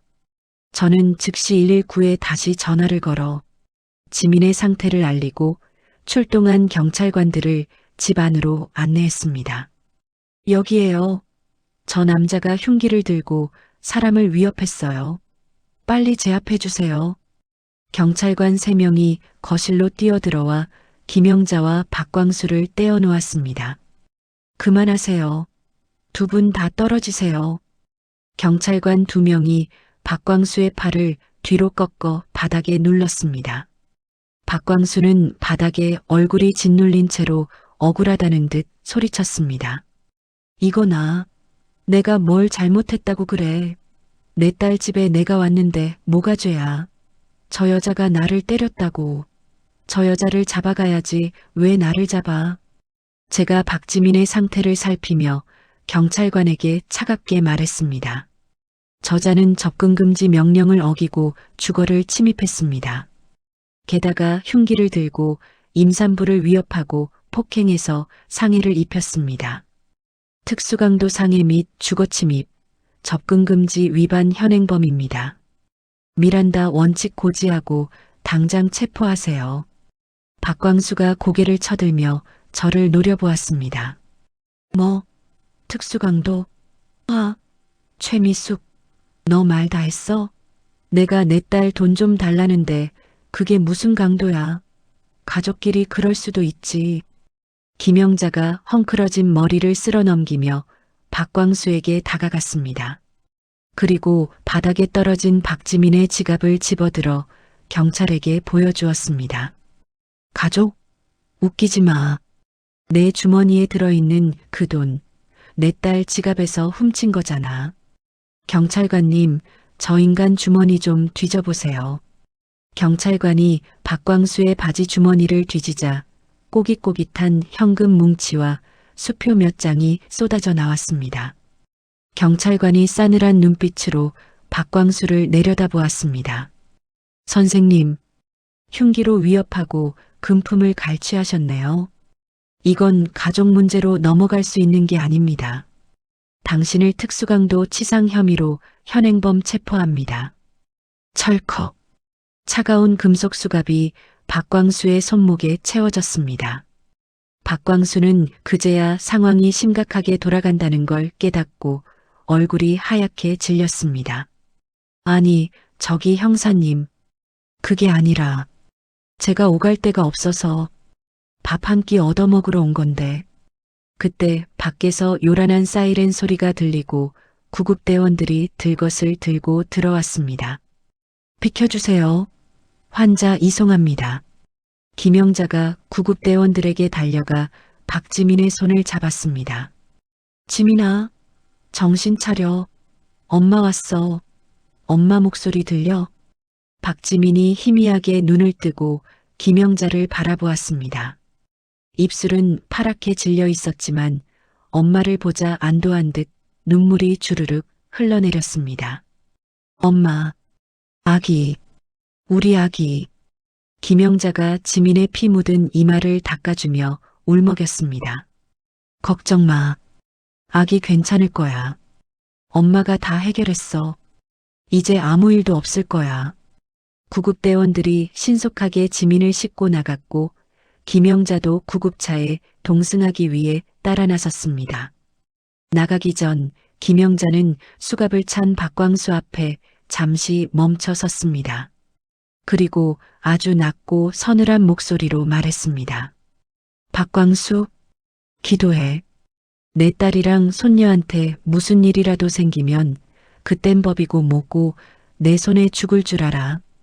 박광수는 김영자의 기세에 눌려 한마디도 대꾸하지 못하고 고개만 푹 숙였습니다. 박광수가 경찰들에게 끌려 아파트 복도로 나오자 이미 소란을 듣고 나온 주민들이 복도를 가득 메우고 있었습니다. 주민들은 박광수를 보며 손가락질을 하고 수군거렸습니다. 저 사람이야? 뉴스에 나온 그 폐륜 남편? 세상에, 임신한 딸을 때렸대? 짐승도 제 새끼는 안 건드리는데. 얼굴 좀 봐. 아주 악질 관상이네. 찍어서 인터넷에 올려야 해. 여기저기서 카메라 플래시가 터졌습니다. 박광수는 고개를 들 수가 없어 옷깃으로 얼굴을 가리려 했지만 경찰관들이 그를 꽉 붙잡고 있어 숨을 곳이 없었습니다. 그는 평생 쌓아온 체면과 자존심이 바닥까지 추락하는 걸 느끼며 경찰차 뒷좌석에 처박혔습니다. 저는 경찰서로 따라가 박광수의 구속수사를 강력하게 요청했습니다. 피의자는 현재 주거가 불분명하고 도주 우려가 매우 높습니다. 또한 피해자에 대한 보복 가능성도 있으니 반드시 구속해 주십시오. 담당 형사도 고개를 끄덕였습니다. 걱정 마십시오. 죄질이 아주 나쁩니다. 임산부를 상대로 흉기를 사용한 건 살인 미수나 다름없어요. 게다가 전과가 없다고 해도 이 정도면 구속영장 100% 나옵니다. 조사실에 앉아 있는 박광수는 넋이 나간 사람 같았습니다. 그런데 엎친 데 덮친 격으로 경찰서 민원실이 시끄러워지더니 험상궂게 생긴 남자들이 들이닥쳤습니다. 바로 박광수를 쫓던 사채업자들이었습니다. 뉴스를 보고 박광수가 잡혔다는 소식을 듣고 달려온 것이었습니다. 사채업자가 조사실 유리창을 두드리며 소리쳤습니다. 아, 박광수, 너 감옥 가면 우리 돈은 누가 갚아? 나오면 죽여버린다. 박광수는 사채업자들을 보자마자 기겁을 하며 형사에게 매달렸습니다. 형사님, 저 감옥 갈래요. 제발 저 구속시켜주세요. 저 사람들 좀 쫓아내줘요. 나가면 저 죽어요. 형사가 어이없다는 듯 헛웃음을 터뜨렸습니다. 참나. 아까는 억울하다더니 이제는 감옥이 호텔이라도 되는 줄 아나 보네. 당신 거기 들어가면 아주 오래 살아야 할 거야. 저는 그 꼴을 더 이상 보고 싶지 않아 경찰서를 나왔습니다. 그리고 곧장 지민이 입원한 병원으로 향했습니다. 수술실 앞 복도에는 김영자가 피 묻은 옷을 입은 채 기도를 올리고 있었습니다. 그 뒷모습이 너무나 작고 애처로워 보였습니다. 제가 다가가 김영자의 어깨를 감싸 안았습니다. 영자야, 걱정 마. 지민이 강한 아이잖아. 잘 이겨낼 거야. 김영자가 저를 보더니 참았던 눈물을 터뜨렸습니다. 미수가, 내가 죄인이야. 그 인간 진작 끊어냈어야 했는데 내가 미련하게 참아서 우리 딸이 이 사단이 난 거야. 제가 김영자의 등을 토닥이며 위로했습니다. 내 탓 아니야. 그 미친 인간 탓이지. 자책하지 마. 넌 오늘 딸을 구한 거야. 내가 아니었으면 더 큰일 났을지도 몰라. 그때 수술실 문이 열리고 의사가 마스크를 내리며 나왔습니다. 김영자가 벌떡 일어나 의사에게 달려갔습니다. 선생님, 제 딸은요? 아이는요? 의사가 환하게 웃으며 말했습니다. 정말 천만다행입니다. 산모가 충격을 받아서 조기박리가 조금 있었지만 수술이 잘 끝나서 산모와 태아 모두 무사합니다. 조금만 늦었어도 위험할 뻔했어요. 김영자가 그 자리에 주저앉으며 오열했습니다. 감사합니다. 감사합니다, 선생님. 저도 안도의 한숨을 내쉬었습니다. 길고 길었던 악연의 고리가 드디어 끊어지는 순간이었습니다. 박광수는 이제 차가운 감옥에서 자신의 죗값을 치르게 될 것이고 영자와 지민은 새로운 삶을 시작할 수 있게 된 것입니다. 며칠 후 박광수의 사건은 강남 아파트 폐륜 붙인 사건이라는 제목으로 대서특필되었습니다. 인터넷 여론은 들끓었습니다. 저런 인간은 사회에서 영원히 격리해야 한다. 딸이 불쌍해서 어떡하냐는 댓글이 수천 개가 달렸습니다. 박광수가 다니던 회사의 전 동료들조차 인터뷰에서 그럴 줄 알았다. 평소에도 인성이 바닥이었다며 등을 돌렸습니다. 박광수는 완벽하게 사회적으로 매장당했습니다. 유치장에 갇힌 박광수는 국선 변호사에게 제발 합의 좀 해달라고 애원했지만 김영자는 변호사의 접견조차 거부했습니다. 합의는커녕 김영자는 과거 박광수가 지민을 학대했던 일기장과 병원 기록까지 모두 찾아내 검찰에 추가 증거로 제출했습니다. 박광수를 세상 밖으로 다시는 나오지 못하게 하겠다는 엄마의 무서운 집념이었죠. 이제 남은 건 이 모든 고통을 털어내고 행복해지는 일뿐이었습니다. 병실 창가에 앉아 잠든 딸의 얼굴을 바라보는 김영자의 표정은 폭풍우가 지나간 뒤의 바다처럼 고요하고 평화로워 보였습니다. 시간은 참 공평하면서도 야속합니다. 누구에게는 지옥 같은 시간이지만 누군가에게는 꿀처럼 달콤한 시간이니까요. 박광수에게 지난 1년은 아마 전자가 아니었을까 싶습니다. 법의 심판은 서리빨처럼 매서웠습니다. 박광수는 특수강도상해, 주거침입, 그리고 내연녀 사건과 엮인 사기방조 혐의까지 줄줄이 병합되어 징역 5년의 실형을 선고받았습니다. 판사님이 판결문을 읽어 내려갈 때 박광수가 법정 바닥에 주저앉아 한 번만 봐주세요. 라고 울부짖던 그 목소리가 아직도 귀에 쟁쟁하네요. 하지만 법정 경위들의 손에 끌려나가는 그의 뒷모습에 동정을 보내는 사람은 아무도 없었습니다. 들리는 소문에 의하면 박광수의 감옥 생활은 그야말로 생지옥이라고 합니다. 영치금 한 푼 넣어주는 가족이 없으니 감방 안에서도 찬밥 신세인 건 당연하고요. 더 끔찍한 건 사채업자들의 집요함이었습니다. 그들은 감옥 안에 있는 지인들을 통해 박광수를 괴롭혔다고 합니다. 야, 내가 그 딸 때리고 돈 뺏은 폐륜 아빠냐? 돈 갚아야지. 여기서 나가면 우리 형님들이 기다리고 있다. 박광수는 매일 밤 다른 수감자들의 빨래를 하고 화장실 청소를 도맡아 하며 비굴하게 하루하루를 연명하고 있다고 하더군요. 왕년의 대기업 상무 박광수는 온데간데 없고 죄수 번호를 단 초라한 늙은이만 남은 셈이죠. 반면 김영자의 시계는 거꾸로 돌아가는 것 같습니다. 우리는 서울의 그 칙칙했던 아파트를 미련 없이 처분했습니다. 그 돈으로 영자가 평생 꿈꿔왔던 바닷가 마을, 강원도 속초의 한적한 곳에 2층짜리 하얀 주택을 지었습니다. 미수가 어서 와. 차 막혔지? 제가 차에서 내리자마자 고소한 빵 냄새와 함께 영자가 달려나왔습니다. 앞치마를 두르고 머리에 두건을 쓴 영자의 얼굴은 제가 알던 그 친구가 맞나 싶을 정도로 화사하게 피어 있었습니다. 건물 1층 간판에는 카페 영자라는 글씨가 예쁜 필기체로 적혀 있었습니다. 세련되지는 않지만 영자의 투박하고 따뜻한 마음이 그대로 묻어나는 이름이었죠. 제가 영자를 끌어안으며 웃었습니다. 사장님 얼굴 보려고 새벽부터 달려왔지. 장사는 잘 돼? 영자가 제 손을 이끌고 가게 안으로 들어갔습니다. 말도 마. 주말에는 줄 서서 먹어. 내가 만든 단호박 샌드위치가 아주 대박이 났잖니. 자, 여기 앉아. 내가 시원한 커피 한 잔 내려줄게. 카페 안은 손님들로 북적였습니다. 대부분 영자의 손맛과 아름아름 퍼진 그녀의 사연을 듣고 찾아온 응원군들이었습니다.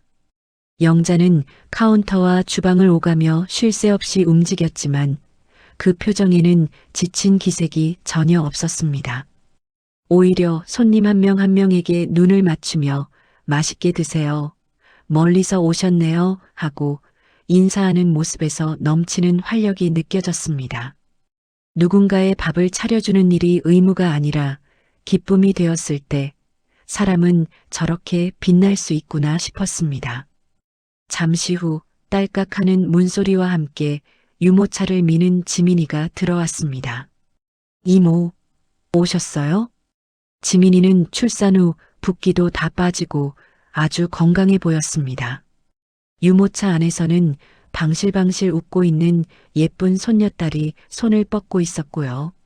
제가 벌떡 일어나 유모차로 달려갔습니다. 아이고, 우리 공주님 왔어? 세상에 지난달보다 더 컸네. 영자가 주방에서 뛰어나와 손녀를 번쩍 안아 올렸습니다.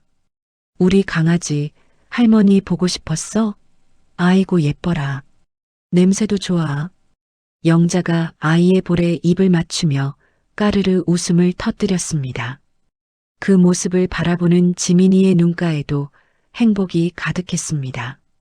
1년 전 그 끔찍했던 사건의 그림자는 이 가족에게서 완전히 사라진 듯 했습니다. 지민이가 제 맞은편에 앉으며 말했습니다. 이모, 저 다음 달부터 복직해요. 엄마가 카페 일 도와주면서 애기 봐주신다고 해서요. 제가 고개를 끄덕였습니다. 잘 생각했다. 너도 내 인생 살아야지. 내 엄마 봐라. 60의 사장님 돼서 저렇게 날아다니잖아. 영자가 커피와 각 구운 스콘을 접시에 담아내오며 거들었습니다. 그럼 여자는 자고로 제 능력이 있어야 해. 우리 딸은 엄마처럼 살지 말고 하고 싶은 거 다 하고 살아. 뒤는 엄마가 받쳐줄 테니까. 새 모녀, 아니 저까지 내 여자가 테라스에 앉아 바다를 바라보며 수다꽃을 피웠습니다. 파도 소리가 배경음악처럼 깔리고 따스한 햇살이 우리를 감쌌습니다. 문득 카페 한쪽 벽면에 걸려있는 액자가 눈에 들어왔습니다. 영자가 과거에 썼던 낡은 가계부와 닳고 다른 볼펜이 전시되어 있었고 그 밑에는 이런 문구가 적혀 있었습니다. 고통은 기록하되 얽매이지 않는다. 내 인생의 주인은 나다. 영자가 제 시선을 느끼고는 쑥스러운 듯 웃었습니다. 손님들이 저거 보고 많이들 물어보셔. 저게 뭐냐고. 그럼 내가 말해줘. 저게 내 35년치 피눈물인데 이제는 훈장이라고. 제가 엄지를 치켜 세웠습니다. 그래, 훈장이지. 그 어떤 보석보다 값진 훈장. 그렇게 시간은 흘러 어느덧 5년이라는 세월이 화살처럼 지나갔습니다. 박광수의 출소 소식이 들려온 건 벚꽃이 흐드러지게 피던 어느 봄날이었습니다. 형기를 다 마치고 나온 박광수는 갈 곳이 없었겠죠. 내연녀는 잡히지 않았고 돈은 한 푼도 없고 몸은 망가질 대로 망가졌을 테니까요. 그는 염치불구하고 끈질기게 수소문해서 이곳 속초까지 찾아왔습니다. 카페 마감을 하고 있는데 유리문 밖에서 누군가 서성이는 게 보였습니다. 낡은 점퍼에 검은 모자를 푹 눌러 쓴 노인. 한쪽 다리를 절뚝거리는 그 모습이 낯설면서도 익숙했습니다. 영자가 행주지를 멈추고 밖을 응시했습니다. 설마 박광수였습니다. 그는 유리문에 얼굴을 대고 안을 훔쳐보다가 영자와 눈이 마주치자 흠칫 놀라며 뒷걸음질 쳤습니다. 그러고는 용기를 낸 듯 문손잡이를 잡고 흔들었습니다. 여보, 영자야, 나야. 문은 잠겨 있었습니다. 영자는 문을 열어주는 대신 카운터 서랍에서 무전기를 꺼내 보안업체에 연락했습니다. 여기 가게 앞에 수상한 사람이 행패를 부리고 있어요. 와서 좀 끌어내 주세요. 박광수가 유리문을 두드리며 소리쳤습니다. 영자야, 나 광수야. 나 감옥에서 고생 많이 했어. 밥 한 끼만 주라. 내가 잘못했어. 그의 목소리는 쉰 소리가 나서 알아듣기조차 힘들었습니다. 옛날에 그 기고만장하던 목소리는 온데간데 없고 그저 굶주린 짐승의 울음소리 같았습니다. 잠시 후 건장한 보안업체 직원들이 도착해 박광수의 양팔을 붙잡았습니다. 할아버지, 여기서 이러시면 안 됩니다. 가세요. 박광수가 바닥에 질질 끌려가며 영자를 향해 손을 뻗었습니다. 영자야, 나갈 데가 없어. 제발 한 번만. 지민이 보고 싶어서 그래. 여보. 영자는 그 소란을 등지고 묵묵히 커피 머신을 닦았습니다. 손이 떨리지도 눈빛이 흔들리지도 않았습니다.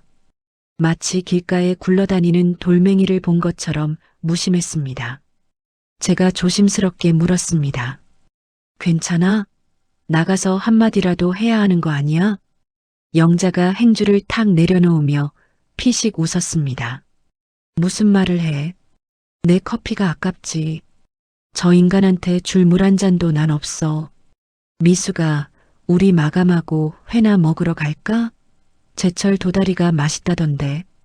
보안 요원들에게 끌려 멀어지는 박광수의 비참한 뒷모습이 창밖으로 사라졌습니다. 그는 아마 다시는 이곳에 얼씬도 하지 못할 겁니다. 그에게 남은 건 평생을 갉아먹을 후회와 고독뿐이겠죠. 그것이야말로 영자가 그에게 내리는 가장 잔인하고도 완벽한 벌일 테니까요. 우리는 가게 불을 끄고 밖으로 나왔습니다. 밤바다에 시원한 바람이 불어왔습니다. 영자가 제 팔짱을 끼며 하늘을 올려다보았습니다. 미수가, 나 지금 너무 행복하다.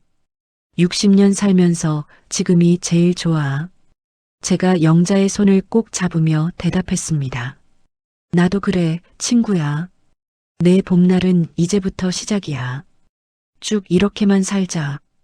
밤하늘에는 별이 쏟아질 듯 빛나고 있었고 파도 소리는 우리를 축복해주는 팡파르처럼 들렸습니다. 누군가의 아내도 엄마도 아닌 온전한 김영자로 우뚝 선 그녀의 뒷모습이 저 밤바다의 등대보다 더 환하게 빛나고 있었습니다. 오늘의 사연 어떻게 들으셨나요? 평생을 가족을 위해 헌신했지만 돌아온 건 식충이라는 모욕뿐이었던 영자 씨. 하지만 그녀는 그 모진 세월 속에서도 무너지지 않고 스스로 자신의 존엄을 지켜냈습니다. 자신이 쳐놓은 덫에 걸려 차가운 감옥에서 비참한 말로를 맞이한 박광수와 바닷가, 마을에서 진짜 자신의 인생을 되찾은 영자 씨의 결말이 꽉 막힌 속을 뻥 뚫어주는 것 같습니다. 우리는 살면서 때로 억울하고 부당한 대우를 참고 견뎌야 할 때가 있습니다. 하지만 영자 씨가 보여주었듯 인내는 미덕일 수 있어도 침묵이 정답은 아닙니다. 내 인생의 주인은 그 누구도 아닌 바로 나 자신이니까요. 혹시 지금 어딘가에서 숨죽여 울고 계신 분이 있다면 부디 영자 씨의 사연을 통해 용기를 얻으셨으면 좋겠습니다. 늦은 때란 없습니다. 여러분의 인생 이막도 영자 씨처럼 찬란하게 빛나기를 진심으로 응원하겠습니다. 이야기를 끝까지 들어주신 분이 계시다면 잘 들었다고 댓글 하나만 남겨주세요. 감사합니다.